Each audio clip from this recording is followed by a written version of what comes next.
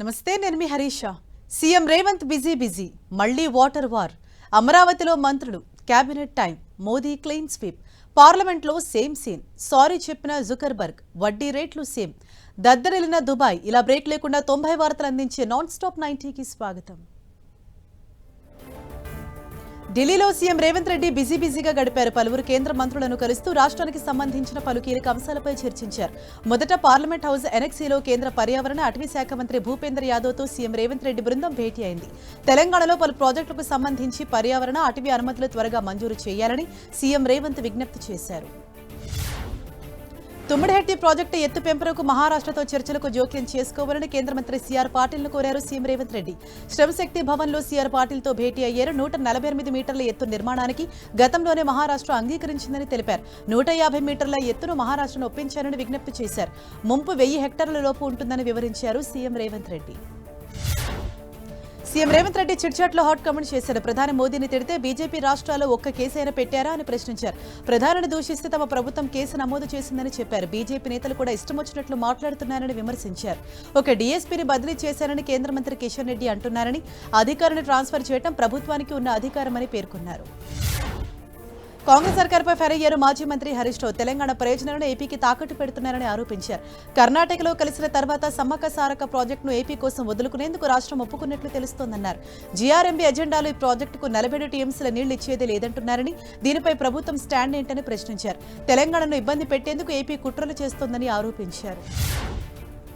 కాంగ్రెస్ ప్రభుత్వం వచ్చిన తర్వాత ఒక్క ప్రాజెక్టుకు అనుమతి తీసుకురాలేదన్నారు మాజీ మంత్రి హరీష్ రావు. తమ హయాంలో గోదావరిపై 7 ప్రాజెక్టులకు అనుమతులు వచ్చాయని, వీటిని రద్దు చేయాలంటూ జీఆర్ఎంబీ ఎజెండాలో పెట్టారని ఆరోపించారు.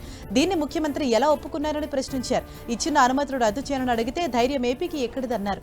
సీఎం రేవంత్ ఏం చేస్తున్నారని ప్రశ్నించారు. మాజీ మంత్రి హరీష్ రావుకు మంత్రి ఉత్తమ్ కుమార్ రెడ్డి కౌంటర్ ఇచ్చారు. నీటి వాటాల విషయంలో హరీష్ రావు దుష్ప్రచారం చేస్తున్నారన్న ఉత్తమ్, ప్రభుత్వంపై తప్పుడు ప్రచారం చేయడమే ఆయన పని అని విమర్శించారు. తొలుత కాళేశ్వరం ముడుపుల లెక్క చెప్పాలన్న ఉత్తమ్, అందులోని నీటి వాటా ఎంతో చెప్పాలని హరీష్ రావును ప్రశ్నించారు మంత్రి ఉత్తమ్ కుమార్ రెడ్డి. హరీష్ రావు నోటీసులపై టీపీసీసీ చీఫ్ మహేష్ కుమార్ గౌడ్ స్పందించారు. హరీష్ రావు ఇచ్చిన నోటీసులకు సరైన సమయంలో సమాధానం చెబుతారన్నారు. క్షుద్ర పూజలకు పేరొందిన ఆలయాలు ఆయన పూజలు చేశారని మరోసారి ఆరోపించారు. మంత్రిగా చేసిన వ్యక్తి అలాంటి చోట్ల పూజలు చేయటం ఏంటని ప్రశ్నించారు. దీనిపై హరీష్ రావు స్పష్టత ఇవ్వాలని వ్యాఖ్యానించారు మహేష్ గౌడ్.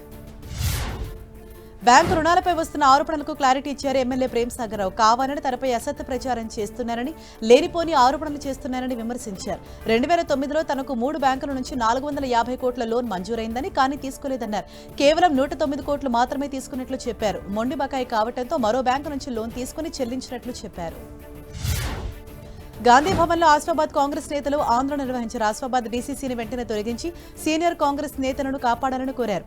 డీసీసీకి హటావో, కాంగ్రెస్ కు బచావో అంటూ నినాదాలు చేశారు. డీసీసీని తొలగించి కాంగ్రెస్ ను కాపాడాలంటూ మంత్రి సీతక్కకు వినతి పత్రం ఇచ్చారు ఆసిఫాబాద్ కాంగ్రెస్ నేతలు. తెలంగాణలో డయల్ 112 సేవలను డీజీపీ సివి ఆనంద్ ప్రారంభించారు. హైదరాబాద్ బంజారాహిల్స్లోని పోలీస్ కమాండ్ కంట్రోల్ సెంటర్ నుంచి డయల్ 112 పోస్టర్ను ఉన్నతాధికారులతో కలిసి ఆవిష్కరించారు. దీని ద్వారా 18 సేవలు అందుబాటులోకి వస్తాయని తెలిపారు సివి ఆనంద్. పోలీస్, అగ్నిమాపక, వైద్య సేవలన్నీ ఒకే గొడుగు కిందకు వస్తాయన్నారు. అత్యవసర సమయాల్లో అందుబాటులో ఉంటాయన్నారు. Trainee IPS Uday Krishna Reddy police కస్టడీకి అనుమతి ఇచ్చింది. ఉప్పరపల్లి కోర్టు 2 రోజుల పాటు విచారించేందుకు అనుమతి ఇచ్చింది. ఉదయ్ కృష్ణారెడ్డి అదుపులోకి తీసుకున్న పోలీసులు మహిళా ఐపీఎస్ ని వేధించిన కేసులో విచారించనున్నారు. ఇటు ఈ కేసులో అనేక ట్విస్టులు చోటు చేసుకోగా విచారణ జరుగుతున్న కొద్దీ అనేక విషయాలు వెలుగులోకి వచ్చాయి. అయితే ఇప్పటి వరకు ఉదయ్ కృష్ణారెడ్డి ఫోన్ లభించలేదని తెలుస్తోంది. జగన్పై హోంమంత్రి అనిత ఫైర్ అయ్యారు. మావిగారు అనేవారు అమరావతి నిర్మాణాలను చూడాలన్నారు. అమరావతిలో రాజధాని ఉండాలని చెప్పి జగన్ మోసం చేశారని విమర్శించారు. రాజధాని మంత్రుల బంగ్లాలు, ఐకానిక్ టవర్లు, ఎమ్మెల్యే, ఎమ్మెల్సీ క్వార్టర్లు పరిశీలించారని, అమరావతిలో భవన నిర్మాణాలను దగ్గరుండి చేస్తున్న మంత్రి నారాయణకు హోంమంత్రి అనిత ప్రత్యేక ధన్యవాదాలు తెలియజేశారు. అమరావతిలో నిర్మాణాలు చూస్తే సంతోషంగా ఉందన్నారు మంత్రి కొండపల్లి శ్రీనివాస్. ప్రపంచ స్థాయి రాజధానికి మంచి ప్రణాళికతో ముందుకెళ్తున్నామని తెలిపారు.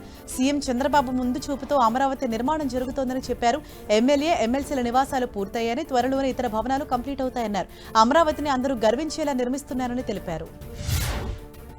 చంద్రబాబు పాలనలో రైతులు తీవ్రంగా నష్టపోయారన్నారు మాజీ సీఎం జగన్. తూర్పుగోదావరి జిల్లా దేవరపల్లిలో పర్యటించిన జగన్ పొగాకు కొనుగోలు కేంద్రాన్ని సందర్శించారు. అక్కడి పొగాకు బ్యారన్లను పరిశీలించారు. రైతులతో నేరుగా మాట్లాడి వారి సమస్యలు అడిగి తెలుసుకున్నారు. కూటమి హయాంలో రైతులు రోడ్డున పడ్డారని ఆరోపించారు. అన్నదాతల బలవన్మరణాలు చంద్రబాబుకు కనిపించడం లేదా అని ప్రశ్నించారు. ఏపీలో విద్య, వైద్యం, వ్యవసాయం, పారిశ్రామిక రంగాల్లో విధ్వంసమే కనిపిస్తోందని వైసీపీ అధినేత జగన్ ఆరోపించారు. అన్యాయంపై ప్రశ్నిస్తే అక్రమ కేసులు పెట్టి కోర్టుల చుట్టూ తిప్పుతున్నారని విమర్శించారు. చంద్రబాబుది వెన్నుపోటు పార్టీ అని, పొగాకుతో పాటు ఏ పంటకు గిట్టుబాటు ధర లేదన్నారు. తమ హయాంలో ఇచ్చిన ఉచిత పంటల బీమాను రద్దు చేశారని ఫైర్ అయ్యారు జగన్. తక్షణమే రైతుల సమస్యలు తీర్చాలని డిమాండ్ చేశారు. వైసీపీ అధినేత జగన్ కు మంత్రి అచ్చెన్నాయుడు కౌంటర్ ఇచ్చారు. పేరుకే పలకరింపులు, పరామర్శలని ఆరోపించారు. ఎవరి హయాంలో పొగాకు రైతులకు న్యాయం జరిగిందో చర్చించడానికి తాను సిద్ధంగా ఉన్నానని తెలిపారు. వీడియో కాన్ఫరెన్స్ లోనైనా సరే చర్చించడానికి జగన్ రావాలని సవాల్ విసిరారు. గతంలో తప్పుడు ప్రచారాన్ని తిప్పికొట్టలేకపోయామని, ఇప్పుడు వాస్తవాన్ని ప్రజల ముందుంచుతామన్నారు. రాజకీయ ప్రయోజనాల కోసమే జగన్ దేవరపల్లిలో పర్యటించారని మంత్రి వాసంశెట్టి సుభాష్ విమర్శించారు. పొగాకు రైతులపై ప్రేమ ఉంటే అధికారంలో ఉన్నప్పుడే చూపించాల్సిందని వ్యాఖ్యానించారు. ఇప్పుడు ముసలి కన్నీళ్లు ఎందుకు కారుస్తున్నారని ప్రశ్నించారు. గత వైసీపీ పాలనలో రైతుల్ని జగన్ పూర్తిగా నిర్లక్ష్యం చేశారని ఆరోపించారు. రైతుల సమస్యలను రాజకీయాలకు వాడుకోవడం వైసీపీకి అలవాటేనన్నారు. ఏపీ కేబినెట్ గురువారం భేటీ కానుంది. ఉదయం 10:30 గంటలకు సచివాలయంలో సమావేశం జరగనుంది. సిఆర్డీఏలో కీలక అంశాలకు కేబినెట్ ఆమోదం తెలపనున్నట్లు తెలుస్తోంది. Inner ring road, railway line కోసం 2340 ఎకరాలు ల్యాండ్ పూలింగ్ కు ఆమోదం తెలపనున్నారు. అమరావతిలో 9 మెగావాట్ల డేటా సెంటర్ల నిర్మాణానికి 20 ప్రాంతాల్లో 5G సెల్ టవర్స్ ఏర్పాటుకు టెండర్ల కోసం మంత్రివర్గం పచ్చజెండా ఊపనుంది. విశాఖ ఎకనామిక్ రీజియన్ అభివృద్ధి ప్రణాళికలపై సీఎం చంద్రబాబు సమీక్ష సమావేశం నిర్వహించారు. ఈ సమావేశంలో పలు కీలక అంశాలపై అధికారులకు దిశానిర్దేశం చేశారు. వివిధ రంగాల్లో కీలకమైన ప్రాజెక్టుల ద్వారా 9.5 లక్షల కోట్ల పెట్టుబడులను ఆకర్షించేలా విశాఖ ఎకనామిక్ రీజియన్ ప్రాజెక్టు చేపట్టినట్లు తెలిపారు. 4 లక్షల కోట్ల మేర ప్రభుత్వ పెట్టుబడులు పెడుతున్నట్లు వెల్లడించారు. అత్యాధునిక క్రీడా సౌకర్యాలతో నిర్మించబోతున్న పీవీ సింధు అకాడమీకి మంత్రి లోకేష్ భూమి పూజ చేశారు. విశాఖ అరిలోవా ప్రాంతంలోని తోటగరువులో ఏర్పాటు చేయబోతున్న సెంటర్ ఫర్ స్పోర్ట్స్ ఎక్సలెన్స్ నిర్మాణ పనుల్ని ప్రారంభించారు. పీవీ సింధుపై ప్రశంసల వర్షం కురిపించారు మంత్రి లోకేష్. ఈ అకాడమీ నుంచి అత్యుత్తమ క్రీడాకారులను తయారు చేయాలన్నారు. చిన్ననాటి నుంచి క్రీడలో రాణించిన సింధు ఇప్పటి తరానికి స్ఫూర్తి అన్నారు. ఏ సంస్థకైనా నిజమైన పునాది స్పష్టమైన లక్ష్యమేనని ప్రముఖ బ్యాడ్మింటన్ క్రీడాకారిణి పీవీ సింధు అన్నారు. ఈ ప్రాజెక్టులో మద్దతు అందించిన వారందరికీ కృతజ్ఞతలు తెలిపారు. రాబోయే 100 ఏళ్ల అవసరాలను దృష్టిలో ఉంచుకొని మాస్టర్ ప్లాన్ కు రూపకల్పన చేశామన్నారు. ఈ ప్రాజెక్టులో భాగంగా ఏర్పాటు చేయనున్న 25 మీటర్ల స్విమ్మింగ్ పూల్ ను ఒలింపిక్స్ పోటీలో వాడే మిర్తా పూల్స్ ప్రమాణాలతో నిర్మిస్తున్నట్లు తెలిపారు. భవిష్యత్ అవకాశాలను అందిపుచ్చుకునేలా విద్యారంగంలో సమూల మార్పులు తీసుకువస్తున్నామని మంత్రి నారా లోకేష్ తెలిపారు. అమరావతిలోని అమృత యూనివర్సిటీ స్నాతకోత్సవంలో పాల్గొన్నారు. గతంలో ఎన్నడూ లేని విధంగా ఏపీలో విస్తృతమైన ఎకోసిస్టమ్ నిర్మిస్తున్నామని చెప్పారు. వైఫల్యాలను చూసి భయపడదని, ఆత్మవిశ్వాసంతో యువత ముందుకు సాగాలని పిలుపునిచ్చారు. ఉన్నత స్థానానికి చేరుకోవాలంటే కఠినమైన మార్గాన్ని ఎంచుకోవాలన్నారు. ఎల్ నినో ప్రభావంతో రాయలసీమ తాగునీటి అవసరాల కోసం శ్రీశైలం నుంచి నీటిని విడుదల చేస్తున్నామని మంత్రి నిమ్మల రామానాయుడు తెలిపారు. కృష్ణా జిల్లాలో ఏపీ 63% వాటాను ప్రథమంగా తాగునీటికే ప్రాధాన్యత ఇస్తున్నామని చెప్పారు. ప్రతి వారం సమీక్ష చేసుకుని ఎల్ నినో విపత్తును ఎదుర్కొనే విధంగా ప్రణాళికాబద్ధంగా చర్యలు చేపడతామని వివరించారు మంత్రి నిమ్మల. వైసీపీ మాజీ మంత్రి సీదిరి అప్పలరాజు రిమాండ్ శ్రీకాకుళం జిల్లా పలాస కోర్టు పొడిగించింది. మరో 14 రోజులు పొడిగిస్తూ న్యాయస్థానం ఆదేశాలు జారీ చేసింది. మరోవైపు ఆయన బెయిల్ పిటిషన్పై విచారణ సోంపేట కోర్టు గురువారానికి వాయిదా వేసింది. కుమారుడి రోడ్డు ప్రమాదం కేసులో సాక్ష్యాలు తారుమారు చేశారనే అభియోగాలపై అప్పలరాజును పోలీసులు అరెస్ట్ చేశారు. విశాఖ పశ్చిమ నియోజకవర్గ వైసీపీ సమన్వయకర్త విజయప్రసాద్ ఇళ్లు, కార్యాలయాలపై ఈడీ దాడులు జరిగాయి. Welfare group of company chairman గా ఉన్న విజయప్రసాద్ అవకతవకలకు పాల్పడిన కేసులో సోదాలు నిర్వహిస్తున్నారు. హైదరాబాద్, విశాఖలో 5 చోట్ల బీహార్కు చెందిన ఈడీ బృందం విజయప్రసాద్ ఇళ్లలో సోదాలు చేశారు. 3,000 కోట్ల రూపాయల అక్రమాలు జరిగినట్లు సమాచారం. Saikrishna lockup death, dead body మాయం కేసులో సీఏ నాగరాజు కస్టడీ ముగిసింది. 7 రోజుల పాటు నాగరాజును విచారించిన సిట్ అధికారులు మార్కాపురం నుంచి విజయవాడ తీసుకొచ్చిన తర్వాత జరిగిన పరిణామాలపై ప్రశ్నించారు. సాయికృష్ణను ఎక్కడెక్కడ తిప్పారు, ఎందుకు టార్చర్ చేశారు, సాయికృష్ణ ఎపిసోడ్లో ఎవరెవరి పాత్ర ఉంది వంటి అనేక కోణాల్లో ప్రశ్నించారు. సిట్ విచారణకు నాగరాజు పూర్తి స్థాయిలో సహకరించలేదని తెలిపారు. ఏపీలో రేపు వర్షాలు దంచుకొట్టనున్నాయని రాష్ట్ర విపత్తుల నిర్వహణ సంస్థ తెలిపింది. ఉపరితల ఆవర్తన ప్రభావంతో రాష్ట్ర వ్యాప్తంగా వర్షాలు కురుస్తాయని వెల్లడించింది. పోలవరం, కోనసీమ, శ్రీకాకుళం జిల్లాలో పిడుగులతో కూడిన వర్షాలు కురుస్తాయని హెచ్చరించింది. తూర్పుగోదావరి, పశ్చిమ గోదావరి జిల్లాలో తేలికపాటి నుంచి మోస్తరు వర్షాలు, నెల్లూరు, తిరుపతి జిల్లాలో చెదురుమదురుగా వానలు పడే ఛాన్స్ ఉంది. సిరిసిల్ల జిల్లా ఎల్లారెడ్డిపేటలో వాగులో కొట్టుకుపోయిన 2 యువకులు సేఫ్ గా బయటపడ్డారు.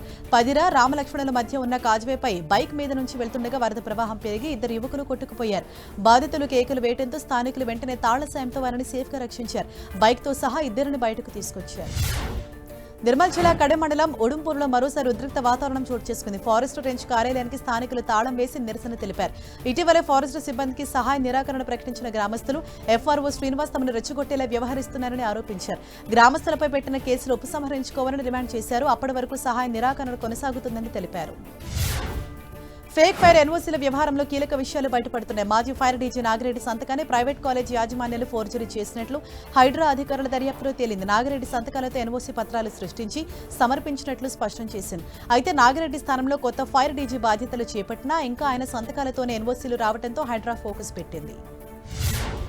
జమ్మూ కాశ్మీర్ లద్దాఖ్ అభివృద్ధికి కేంద్ర ప్రభుత్వం కట్టుబడి ఉందని ప్రధాని మోదీ స్పష్టం చేశారు. ప్రతి పౌరుడు వికసిత్ భారత్ నిర్మాణంలో భాగస్వామి కావాలని పిలుపునిచ్చారు.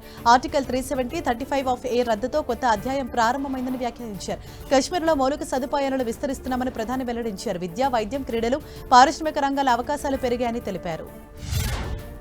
ఇండియా నుంచి కొత్తగా రాజ్యసభకు ఎన్నికైన ఎంపీలకు ప్రధాని మోదీ పలు కీలక సూచనలు చేశారు. కొత్త ఎంపీలతో దాదాపు గంట పాటు సమావేశమయ్యారు. వ్యక్తిగత ప్రవర్తన సహా రాజ్యసభలో ప్రతిపక్షాలతో ఎలా వ్యవహరించాలి అనే అంశాలపై వారికి మోదీ దిశానిర్దేశం చేశారు. వీలైనంత వరకు సభకి ఎక్కువ సమయం కేటాయించాలని, 100% అటెండెన్స్ ఉండేలా చూసుకోవాలని తెలిపారు. ప్రతిపక్ష ఎంపీల నుంచి కూడా నేర్చుకోవాలని హితవు పలికారు. అటు ప్రధాని మోదీ ఇంట్రెస్టింగ్ కామెంట్ చేశారు. తన వ్యక్తిగత దినచర్య గురించి పలువురు ఎంపీలు అడగ్గా తాను నిద్రకు ఉపక్రమిస్తే 8 సెకండ్స్ లోపే నిద్ర పట్టేస్తుందన్నారు మోదీ. రోజుకు కేవలం 3 గంటలు మాత్రమే నిద్రపోతానని తెలిపారు. జీవితంలో ఉత్తమ ఫలితాలు సాధించాలంటే వర్తమానంలో జీవించడం ఎంతో ముఖ్యమని పేర్కొన్నారు. ఉన్న సమయాన్ని సద్వినియోగం చేసుకోవాలని సూచించారు. లోక్సభలో సీన్ ఏం మారలేదు. అదే వాయిదాల పర్వాన్ని కంటిన్యూ చేస్తూ మరోసారి సభ వాయిదా పడింది. మరోసారి విపక్షాల ఆందోళనలతో లోక్సభ దద్దరిల్లింది. అయోధ్య విరాళాల చోరీ, విద్యార్థులపై దాడిపై చర్చకు విపక్ష ఎంపీలు పట్టుబట్టారు. ఇటు సమావేశాలకు సహకరించాలని అధికార పక్షం విజ్ఞప్తి చేసింది. అయినా విపక్ష ఎంపీలు వెనక్కి తగ్గలేదు. వెల్లోకి దూసుకెళ్లి నిరసన తెలిపారు. దీంతో సభ గురువారానికి వాయిదా పడింది. అటు రాజ్యసభలోనూ సేమ్ సీన్ రిపీట్ అయింది. విపక్షాల ఆందోళనతో గందరగోళం ఏర్పడింది. విపక్ష సభ్యులు నినాదాలతో సభలో ఉద్రిక్త వాతావరణం తలెత్తింది. విద్యార్థులపై లాఠీ చార్జ్పై కేంద్ర హోంమంత్రి ప్రకటన చేయాల్సిందేనని, దీనిపై చర్చ చేపట్టానని ప్రతిపక్ష నేతలు డిమాండ్ చేశారు. రాజ్యసభ చైర్మన్ సర్ది చెప్పడానికి ప్రయత్నించినప్పటికీ ఫలితం లేకుండా పోయింది. దీంతో సభ గురువారానికి వాయిదా పడింది. పార్లమెంట్ ఆవరణలో విపక్ష ఎంపీల నిరసనలు కంటిన్యూ అయ్యాయి. కేంద్రం తీరు నిరసిస్తూ గాంధీ విగ్రహం నుంచి మకర్ ద్వార్ వరకు మార్చ్ నిర్వహించారు. ఢిల్లీ జంతర్ మంతర్ దగ్గర విద్యార్థులపై దాడుల విషయంలో హోంమంత్రి స్పందించాలని డిమాండ్ చేశారు. మరోవైపు అయోధ్య విరాళాలపైన పార్లమెంట్లో చర్చించాలని పట్టుబట్టారు. అటు జమ్మూ కాశ్మీర్కు రాష్ట్ర హోదా కల్పించాలని మరో డిమాండ్ చేశారు. మహిళా రిజర్వేషన్లు, నియోజకవర్గాల పునర్విభజన బిల్లుపై పార్లమెంటు ప్రత్యేక సమావేశాలు నిర్వహించాలని కేంద్ర ప్రభుత్వం భావిస్తోంది. ఇందులో భాగంగా 16 నుంచి 18 వరకు 3 రోజుల పాటు స్పెషల్ సెషన్ నిర్వహించాలని ప్రతిపాదించింది. ఇందులో మహిళా రిజర్వేషన్ బిల్లు, నియోజకవర్గం పునర్విభజన బిల్లును తీసుకురావాలని యోచిస్తోంది. దీనిపై సభలో చర్చించాలని భావిస్తున్నారు. వర్షాకాల సమావేశాల్లో పార్లమెంటు ప్రతిష్టంభిస్తుండటంతో కేంద్ర మంత్రి కిరణ్ రిజిజు ప్రతిపక్ష నాయకుడు రాహుల్ గాంధీని సంప్రదించారని తెలుస్తోంది. రాహుల్ను కలిసి ప్రస్తుత సమావేశాల్లో డీలిమిటేషన్ బిల్లు, మహిళా రిజర్వేషన్ సవరణ బిల్లులపై కాంగ్రెస్ సహకారాన్ని కోరినట్లు సమాచారం. అయితే ప్రభుత్వ అభ్యర్థనను రాహుల్ తిరస్కరించినట్లు తెలుస్తోంది. పోలీసుల చర్యపై అమిత్ షా ప్రకటన వెలువడే వరకు కార్యకలాపాలు జరగవని చెప్పినట్లు టాక్. డీలిమిటేషన్ బిల్లుపై వెనక్కి తగ్గేది లేదని కాంగ్రెస్ సీనియర్ నేత కేసీ వేణుగోపాల్ తెలిపారు. డీలిమిటేషన్ బిల్లు ప్రవేశపెడితే మరోసారి ఓడుగొట్టి తీరుతామని తెలిపారు. దీనిపై తమ అభిప్రాయం మారలేదన్నారు. బిల్లు ప్రవేశపెడితే తప్పకుండా వ్యతిరేకిస్తామన్నారు. ఇక బిల్లు ప్రవేశపెట్టాల్సిన మంత్రి అమిత్ షా సభకే రావటం లేదని ఎద్దేవా చేశారు వేణుగోపాల్. ప్రధాని మోదీకి meta CEO mark Zuckerberg sorry చెప్పారు. సోషల్ మీడియా ప్లాట్ఫామ్లో కొద్దిసేపు మోదీ వీడియో కనిపించకపోవడంపై క్షమాపణ కోరారు. కేంద్ర ఉన్నతాధికారులతో మెటా ప్రతినిధులు సమావేశమయ్యారు. సుమారు 45 నిమిషాల పాటు మీటింగ్ జరిగింది. మోదీ వీడియో తొలగింపుపై నిలదీసినట్లు తెలుస్తోంది. దీంతో జుకర్బర్గ్ సారీ చెప్పినట్లు ప్రతినిధులు వివరించారు. మరోవైపు డీప్ ఫేక్ కంటెంట్ వ్యాప్తిపైన క్షమాపణ కోరారు. ప్రధాని మోదీ వీడియోను కొంతసేపు తొలగించిన వ్యవహారంలో మెటాకు కేంద్రం 3 రోజుల అల్టిమేటం జారీ చేసింది. మెటా అధినేత మార్క్ జుకర్బర్గ్ క్షమాపణలు చెప్పి బాధ్యులైన సిబ్బందిపై చర్యలు తీసుకోవాలని డిమాండ్ చేసింది. ఒకవేళ యాక్షన్ తీసుకోకపోతే చట్టబద్దమైన రక్షణ కల్పించే క్లాజ్ ను కోల్పోతారు. జుకర్బర్గ్ క్షమాపణలు చెప్పారని, లేకపోతే కేసు నమోదవుతుందని హెచ్చరించారు. తమిళనాడులో కొత్త రాజకీయ అధ్యాయానికి తెరలేపుతూ విజయ నేతృత్వంలోని ప్రభుత్వం తొలి బడ్జెట్ను ప్రవేశపెట్టింది. ఎన్నికల సమయంలో ఇచ్చిన హామీల అమలు దిశగా ఆర్థిక మంత్రి డాక్టర్ ఎన్ మారియా విల్సన్ బడ్జెట్ను ప్రవేశపెట్టారు. ప్రజా సంక్షేమం, విద్య, మహిళా సాధికారత, క్రీడల అభివృద్ధిపై ప్రధానంగా దృష్టి సారించారు. ఈసారి తమిళనాడు బడ్జెట్లో ఆరోగ్య రంగానికి భారీగా నిధులు కేటాయించారు. ఇక ఎన్నికల సమయంలో మహిళలకు ఇచ్చిన హామీని నెరవేర్చే దిశగా నిధులు కేటాయించింది. వివాహం సందర్భంగా మహిళలకు 8 గ్రాముల బంగారం నాణెం, పట్టుచీర అందించే సోదరుల బహుమతి పథకం కోసం 812 కోట్లు కేటాయించింది. విద్యార్థుల కోసం కూడా బడ్జెట్లో ప్రత్యేక ప్రకటనను చేశారు. కళాశాల విద్యార్థులకు ల్యాప్టాప్లు అందించే వెటరీ ల్యాప్టాప్ పథకం అమలుకు 2000 కోట్లు కేటాయించినట్లు ఆర్థిక మంత్రి తెలిపారు. తమిళనాడులో టీవీకే తొలి బడ్జెట్పై డీఎంకే అధినేత స్టాలిన్ విమర్శలు గుప్పించారు. ఈ బడ్జెట్ పూర్తిగా నిరాశపరిచిందని, ఇందులో కొత్తదనం లేదని తెలిపారు. దూరదృష్టితో కూడిన పథకాలు కరువయ్యాయని విమర్శించారు. ఎన్నికల్లో ఇచ్చిన కీలక హామీలు నెరవేర్చడంలో ప్రభుత్వం ఘోరంగా విఫలమైందని ఆరోపించారు. ప్రజలు దీన్ని బ్లాస్ట్ అనుకుంటే ఇది వేస్ట్ గా తేలిందన్నారు. అటు బడ్జెట్పై ప్రతిపక్ష నేత ఉదయనిధి స్టాలిన్ ఫైర్ అయ్యారు. గతంలో తమ ప్రభుత్వం ప్రారంభించిన అనేక పథకాల పేర్లను మార్చి టీవీకే ప్రభుత్వం తమవిగా చెప్పుకుంటోందని ఆరోపించారు. కొత్త పథకాలను తీసుకురాకుండా పాత వాటినే కొత్త కార్యక్రమాలుగా చూపే ప్రయత్నం జరిగిందని విమర్శించారు. ప్రభుత్వం నెరవేర్చిన హామీలపై అసెంబ్లీలో నిలదీస్తామని ఉదయనిధి స్పష్టం చేశారు. ఇక తమిళనాడు పోలీసులు తనను అరెస్టు చేయడంపై ఉదయనిధి స్టాలిన్ ఆగ్రహం వ్యక్తం చేశారు. పూర్తిగా రాజకీయ దురుద్దేశంతో జరిగిందని, ప్రజల దృష్టిని అసలు సమస్యల నుంచి మళ్లించేందుకే చేశానని ఆరోపించారు. ముఖ్యమంత్రి విజయ్ ఈ అంశంపై ఇప్పటికే ఎందుకు స్పందించడం లేదని ప్రశ్నించారు.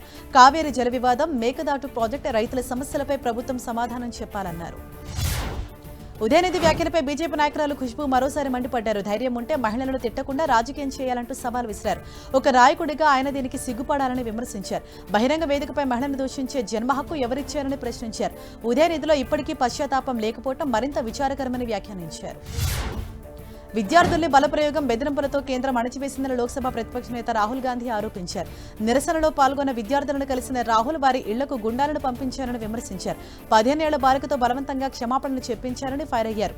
నిరసనకారులు రాజ్యాంగ పరిరక్షకులని, కుప్పకూరుతున్న విద్యా వ్యవస్థను ప్రశ్నించడంలో ఎలాంటి తప్పు లేదన్నారు. సీజేపీ వ్యవస్థాపకుడు అభిజిత్ దీప్కే సంచలన ప్రకటన చేశారు. సీజేపీని రాజకీయ పార్టీగా మార్చడం లేదన్నారు. తమ పార్టీ ఓ ప్రెషర్ గ్రూప్ లా పనిచేస్తుందని చెప్పారు. కేంద్రంపై ఒత్తిడి తీసుకురావటమే తమ ముఖ్య ఉద్దేశమని తెలిపారు. ప్రస్తుత దశలో భారత్ ఇదే ఉద్యమాన్ని కోరుకుంటోందన్నారు. మహారాష్ట్రలో జరిగిన సీజేపీ కోర్ కమిటీ సమావేశంలో ఈ నిర్ణయం తీసుకున్నారు. సీజేపీ ప్రతినిధి సౌరవ్ తన కుటుంబానికి తీవ్ర భద్రతా ముప్పు ఉందని ఆరోపించారు. కొందరు యూట్యూబర్లు తన ఇంట్లోకి చొరబడ్డారని, మరికొందరు ఇంటి బయట గుమ్ముగూడారని ఆరోపించారు. తన గురించి వీడియోలు తీసి సోషల్ మీడియాలో ప్రచారం చేస్తున్నారని ఆవేదన వ్యక్తం చేశారు. ఈ వీడియోలతో అసాంఘిక శక్తులు చురుగ్గా మారే అవకాశం ఉందని, తన కుటుంబ సభ్యుల భద్రతపై తీవ్ర ఆందోళన వ్యక్తం చేశారు. సంసద్ చలో మార్చ్ ఉద్రిక్తతలపై సుప్రీంకోర్టు కీలక వ్యాఖ్యలు చేసింది. ఆందోళన వేళ పోలీసులు భద్రతా బలగాలు సంయమనం పాటించారని సూచించింది. రాళ్లు విసిరణ, యువతపై కఠినంగా వ్యవహరించొద్దని, కౌన్సిలింగ్ ఇచ్చి వారిని శాంతింపచేయటమే ప్రభుత్వాల బాధ్యత అని తెలిపింది. నిరసనకారుల సమస్యను వినడమే బలమైన ఆయుధమని, ప్రభుత్వం వైపు నుంచి దూకుడు ప్రదర్శిస్తే హింస పెరుగుతుందని హెచ్చరించింది. జార్ఖండ్ విద్యార్థి నాయకుడు దేవేంద్రనాథ్ నిరాహార దీక్ష కొనసాగుతోంది. అయితే విద్యార్థుల దీక్షకు సామాజిక కార్యకర్త సోనం వాంగ్చుక్ సంఘీభావం ప్రకటించారు. స్టూడెంట్ లీడర్ దేవేంద్రతో వీడియో కాల్లో మాట్లాడిన ఆయన ఆరోగ్యం క్షీణించడం పట్ల ఆందోళన వ్యక్తం చేశారు. కనీసం మంచినీరైనా తాగాలని సూచించడంతో దేవేంద్రనాథ్ నీళ్లు తీసుకున్నారు. అటు నీరు తాగినంత మాత్రాన తన నిరసన ముగిసినట్లు కాదని దేవేంద్ర స్పష్టం చేశారు. ప్రభుత్వం తమ డిమాండ్ను పరిష్కరించే వరకు తాను నిరాహార దీక్ష కొనసాగిస్తానని, ఆహారం తీసుకోబోనని చెప్పారు. జార్ఖండ్ అసెంబ్లీ వర్షాకాల సమావేశాలు గురువారం నుంచి ప్రారంభం కావడంతో విద్యార్థులు తమ నిరసన తీవ్రతరం చేశారు. పబ్లిక్ సర్వీస్ కమిషన్ పరీక్షను రద్దు చేయాలని, స్టాఫ్ సెలక్షన్ కమిషన్లో సమగ్ర సంస్కరణలు తీసుకురావాలన్నారు. జార్ఖండ్ విద్యార్థుల దీక్షకు కాంగ్రెస్ జనతా పార్టీ మద్దతు ప్రకటించింది. అవసరమైతే రాంచీకి వెళ్లి ఉద్యమంలో ప్రత్యక్షంగా పాల్గొంటామని సీజేపీ చీఫ్ అభిజిత్ దీప్కే వెల్లడించారు. తాము తప్పకుండా జార్ఖండ్ వెళ్తామని, అక్కడ విద్యార్థుల ప్రతి డిమాండ్కు మద్దతుగా నిలుస్తామని చెప్పారు. విద్యార్థులకు అన్యాయం జరిగితే చూస్తూ ఊరుకోబోమని హెచ్చరించారు. నీట్ యూజీ పరీక్ష నిర్వహణను కఠినతరం చేసేందుకు కేంద్ర ప్రభుత్వం సిద్ధమైంది. ఇందుకోసం పరీక్ష నిర్వహణ విధానంలో కీలక మార్పులకు శ్రీకారం చుట్టనుంది. ఈ విషయాన్ని సుప్రీంకోర్టుకు తెలిపింది. పరీక్ష నిర్వహణ విషయంలో లోపాలను ప్రశ్నిస్తూ సుప్రీంకోర్టులో దాఖలైన పలు పిటిషన్లపై గురువారం విచారణ జరగనుండగా సుప్రీంకోర్టుకు అఫిడవిట్ సమర్పించింది కేంద్రం. ముంబైలోని ప్రసిద్ధ సిద్ధివినాయక ఆలయం విరాళాల చోరీ ఆరోపణలపై డిప్యూటీ సీఎం ఏక్నాథ్ షిండే స్పందించారు. 5 ఏళ్లుగా ఆలయానికి అందిన నగదు, విరాళాలు, ఆభరణాలు, ఇతర విలువైన వస్తువులపై ప్రత్యేక ఆడిట్ నిర్వహించాలని అధికారులను ఆదేశించారు. మరోవైపు నివేదికను సిద్ధం చేసేందుకు అదనపు ప్రధాన కార్యదర్శి ఆసిమ్ గుప్తాను నియమించారు. అవకతవకలు బయటపడితే కఠిన చర్యలు తీసుకుంటామన్నారు. మహారాష్ట్ర ప్రభుత్వం కీలక నిర్ణయం తీసుకుంది. అన్లాక్ పన్నీర్ తయారీ, విక్రయాలపై నిషేధం విధించింది. ఒకవేళ ఉల్లంఘిస్తే 6 నెలల జైలు శిక్ష, ₹1,00,000 జరిమానా విధించనుంది. ఈ పన్నీర్ తినటం వల్ల మరణం సంభవిస్తే శిక్ష తీవ్రత పెరుగుతుందని వెల్లడించింది. యావజ్జీవ కారాగార శిక్ష, 10 లక్షల జరిమానా ఎదుర్కోవాల్సి వస్తుందని తెలిపింది. కల్తీపాల ఉత్పత్తుల అమ్మకాలను అరికట్టడమే లక్ష్యంగా ఈ ఆదేశాలు జారీ చేసింది. E20 పెట్రోల్ విషయంలో కేంద్ర మంత్రి గడ్కరీ టార్గెట్ గా ఆన్లైన్లో డీప్ ఫేక్ వీడియోలు, పోస్టులు పెట్టడంపై బాంబే హైకోర్టు ఆగ్రహం వ్యక్తం చేసింది. కేంద్ర మంత్రి ఆయన కుటుంబాన్ని ఇంధన వివాదంతో ముడిపెడుతున్న ఏ వీడియోలు, పోస్టులను వెంటనే తొలగించారని మెటా, గూగుల్ సహా పలు ప్లాట్ఫామ్లను ఆదేశించింది. అది అత్యంత నీచమైన కంటెంట్ అని మండిపడింది.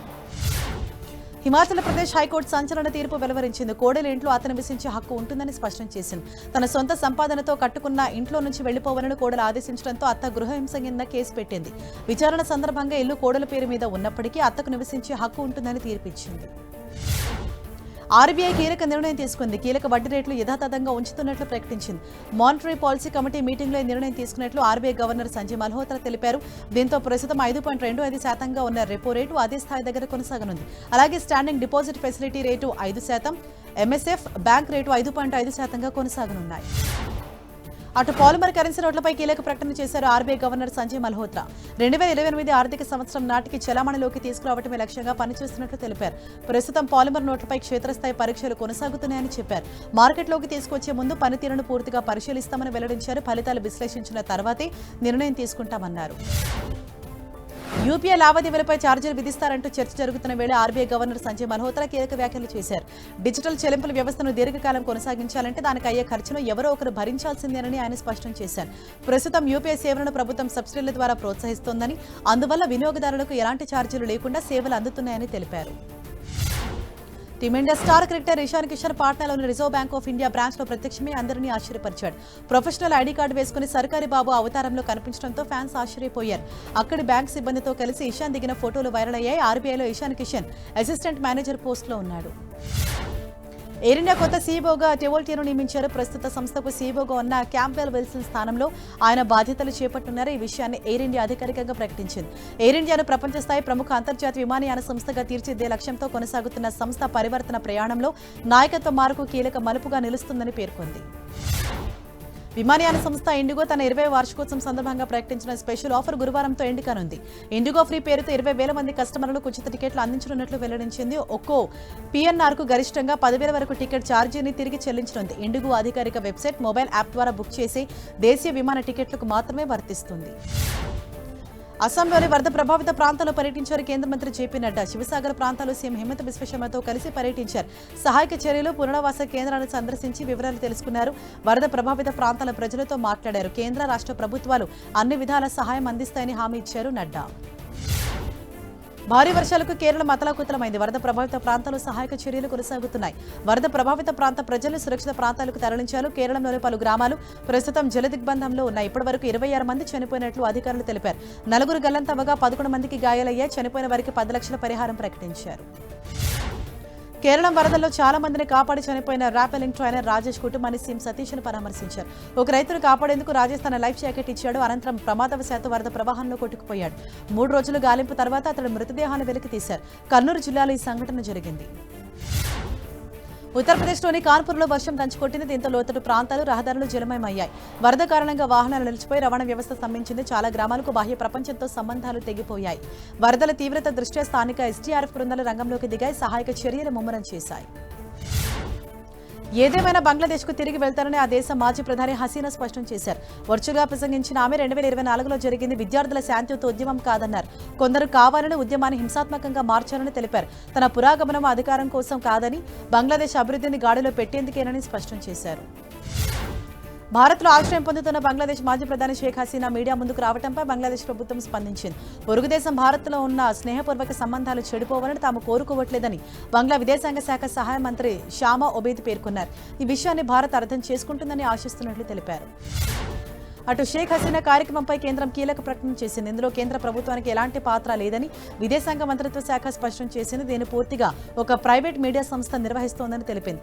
షేక్ హసీనా ప్రసంగానికి భారత ప్రభుత్వానికి ఎలాంటి సంబంధమూ లేదని, ఆ వేదికపై వ్యక్తమయ్యే అభిప్రాయాలు ప్రభుత్వ అధికారిక వైఖరిని ప్రతిబింబించిందని తెలిపారు. మణిపూర్లో దశాబ్దాలుగా పెండింగ్లో సరిహద్దు వివాదాన్ని పరిష్కరించుకోవడానికి భారత్, మయన్మార్ ఒక భూభాగ మార్పిడి ప్రతిపాదనను పరిశీలిస్తున్నట్లు సమాచారం. పరిష్కారం కాని ప్రాంతాల గుర్తింపు ప్రక్రియలో భాగంగా ఇరు దేశాల మధ్య భూభాగ మార్పిడి ప్రతిపాదనపై చర్చలు కొనసాగుతున్నాయని కేంద్ర విదేశాంగ శాఖ తెలిపింది. అయితే దీనిపై తుది నిర్ణయం తీసుకోలేదని స్పష్టం చేసింది.